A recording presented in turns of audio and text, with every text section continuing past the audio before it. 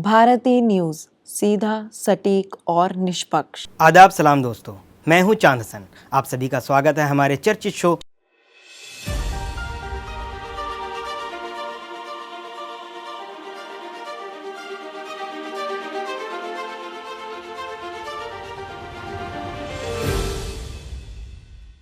आज हम बात करेंगे एक नए चर्चित शख्सियत के बारे में। आज के शख्सियत हैं बांग्लादेश के पूर्व प्रधानमंत्री शेख हसीना। हाल में बांग्लादेश की राजनीति काफ़ी उथल पुथल देखने को मिली है और इस पूरे घटनाक्रम का मुख्य चेहरा शेख हसीना रही है। आइए जानते हैं शेख हसीना से जुड़े कुछ अहम जानकारी। इनका पूरा नाम शेख हसीना वाजेद है।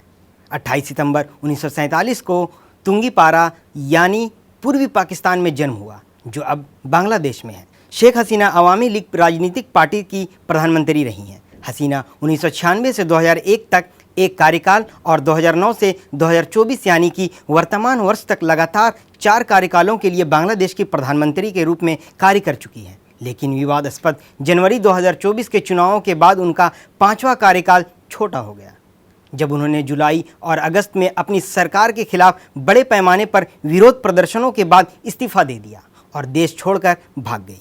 आपको बता दें कि राजनीतिक अशांति की शुरुआत छात्र आरक्षण के खिलाफ विरोध प्रदर्शनों से हुई, जिसमें सिविल सेवा नौकरियों के लिए चयन मापदंडों में बदलाव और पूरी तरह से योग्यता आधारित चयन प्रणाली की स्थापना की मांग की गई।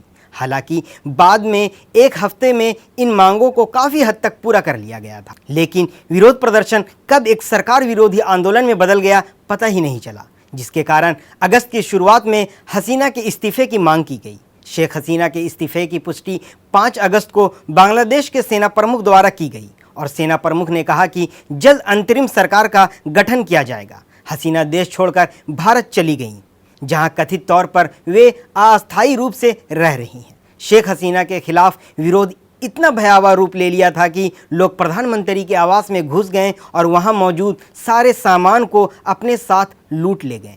चलिए अब हम जानते हैं शेख हसीना के प्रारंभिक जीवन कैसा था। हसीना शेख मुजीबुर रहमान की बेटी हैं, जो 1947 में बांग्लादेश के पाकिस्तान से अलग होने के मुख्य सूत्रधार थे। हसीना ने 1968 में एम.ए. वाजिद मियां से विवाह किया, जिसके कुछ समय पश्चात हसीना और उनके परिवार के अन्य सदस्यों को 1971 में मुक्ति संग्राम के दौरान विद्रोह में भाग लेने के लिए कुछ समय के लिए हिरासत में लिया गया था, जिसके परिणाम स्वरूप अंततः बांग्लादेश की स्वतंत्रता हुई। 15 अगस्त 1975 को हसीना के पिता, मां और 3 भाइयों को उनके घर में सैन्य अधिकारियों ने हत्या कर दी थी। हत्याओं के समय हसीना देश के बाहर थीं, जिसके कारण हसीना ने बाद में 6 साल निर्वासन में बिताए। उस दौरान उन्हें अवामी लीग के नेतृत्व करने के लिए चुना गया था, जिसकी स्थापना उनके पिता ने की थी और तब यह बांग्लादेश में सबसे बड़ा राजनीतिक संगठन बनकर उभरा था। 1981 में स्वदेश लौटने पर हसीना लोकतंत्र की एक प्रमुख और मुखर समर्थक बन गई, जिसके परिणाम स्वरूप उन्हें कई मौक़ों पर घर में नज़रबंद रखा गया। उन्होंने अंततः संसद में विपक्ष के नेता के रूप में एक सीट हासिल की, जब उन्होंने सैन्य शासन की निंदा की और सभी नागरिकों के लिए बुनियादी मानवाधिकारों को सुरक्षित करने के उपाय शुरू किए। दिसंबर 1990 में बांग्लादेश के अंतरिम सैन्य नेता लेफ्टिनेंट जनरल हुसैन मोहम्मद इरशाद ने हसीना द्वारा जारी किए गए अल्टीमेटम के जवाब में इस्तीफा दे दिया और बांग्लादेश के लोगों द्वारा व्यापक रूप से इसका समर्थन किया गया। अब रोशनी डालते हैं शेख हसीना के एक दलीय शासन पर। जनवरी 2009 में हसीना ने प्रधानमंत्री पद की शपथ ली। उसके बाद जनवरी 2010 में 5 पूर्व सैन्य अधिकारियों को ढाका में फांसी दे दी गई, जिन्हें 1975 में हसीना के पिता की हत्या का दोषी ठहराया गया था। 2017 में हसीना के कार्यकाल के दौरान 7 लाख से अधिक रोहिंग्या पड़ोसी म्यांमार में नरसंहार से बचकर बांग्लादेश पहुंचे। सरकार ने शरण और सहायता प्रदान की। हालांकि इन्हें शरणार्थी का दर्जा नहीं दिया गया और स्वैच्छिक आधार पर रोहिंग्या को वापस भेजने का काम किया गया। रोहिंग्या की मदद करने के लिए सरकार को अंतर्राष्ट्रीय और घरेलू स्तर पर प्रशंसा मिली, लेकिन संकट का अस्थायी समाधान खोजने के लिए चिंताएं बढ़ गई।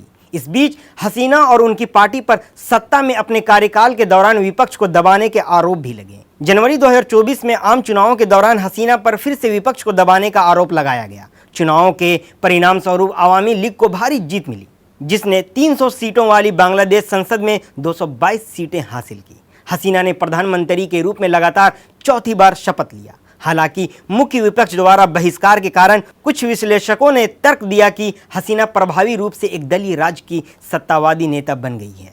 अब आपको हसीना के इस्तीफा देने की मुख्य वजह बताते हैं। हसीना के बढ़ते दबदबे शासन ने देश में बेरोजगारी की उच्च दर और सरकार में भ्रष्टाचार के आरोपों को लेकर असंतोष जुलाई 2024 की शुरुआत में बड़े पैमाने पर विरोध प्रदर्शन के रूप में सामने आया।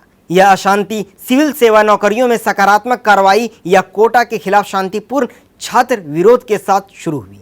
उच्च न्यायालय ने हाल ही में बांग्लादेश मुक्ति युद्ध 1971 के दिग्गजों के रिश्तेदारों के लिए कोटा बहाल किया था।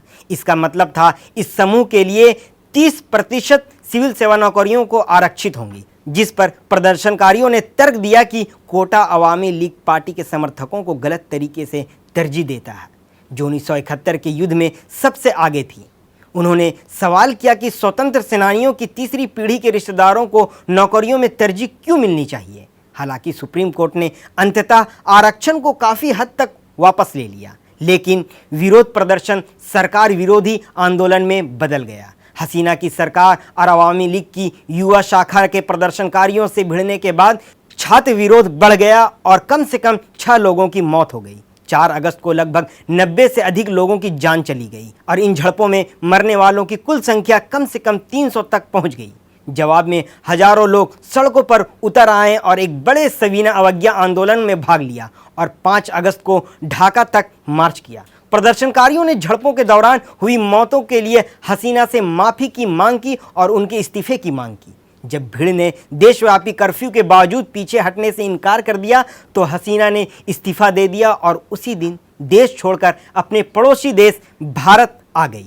हसीना के राजनीतिक जीवन के उतार चढ़ाव को अगर अलग किया जाए तो शेख हसीना एक विशाल व्यक्तित्व वाली महिला है। राजनीतिक कामकाज से इतर लिखना पढ़ना उनके दिन के लिए दूसरे ज़रूरी कामों में से एक है। उनकी अब तक 25 से ज़्यादा किताबें प्रकाशित हो चुकी हैं। दुनिया भर की 10 बड़े यूनिवर्सिटी शेख हसीना को मानद डॉक्टरेट की डिग्री भी प्रदान कर चुकी है। शेख हसीना को विश्व भर से अनेक प्रमुख पुरस्कार मिल चुके हैं, जिनमें कुछ प्रमुख हैं। फॉरेन पॉलिसी पत्रिका ने उन्हें 2019 में दुनिया के अग्रणी वैश्विक विचारकों में से एक नामित किया था। यूएन वीमेन द्वारा प्लैनेट 50-50 चैंपियन से नवाजा गया। ग्लोबल पार्टनरशिप फोरम द्वारा एजेंट ऑफ चेंज अवार्ड दिया गया। 2018 में टाइम 100 सूची में शामिल फोर्ब्स की दुनिया की 100 सबसे शक्तिशाली महिलाओं की सूची में 59वां स्थान भी उन्हें प्राप्त है। 2009 के लिए उन्हें इंदिरा गांधी पुरस्कार मिल चुका है। 2014 में महिला सशक्तिकरण और बालिका शिक्षा के प्रति उनकी प्रतिबद्धता के लिए उन्हें यूनेस्को शांति वृक्ष पुरस्कार दिया गया है और भी कई अन्य बड़े पुरस्कारों से उन्हें नवाजा जा चुका है। आज बांग्लादेश की पूर्व प्रधानमंत्री शेख हसीना के जीवन परिचय में हमने देखा कि किस प्रकार जीवन की कठिनाइयां हमको एक नई राह दिखाते हुए आगे बढ़ने का सीख सिखाती है। इस संघर्षों से हमें सीखने को मिलती है। इसी के साथ मैं विदा लेता हूं। आप सबसे फिर मिलेंगे एक और नए एपिसोड में एक नए चेहरे के साथ, हर शुक्रवार दोपहर 12 बजे सिर्फ और सिर्फ भारतीय न्यूज़ पर। हमारे चैनल को लाइक, शेयर और सब्सक्राइब करना ना भूलें। धन्यवाद।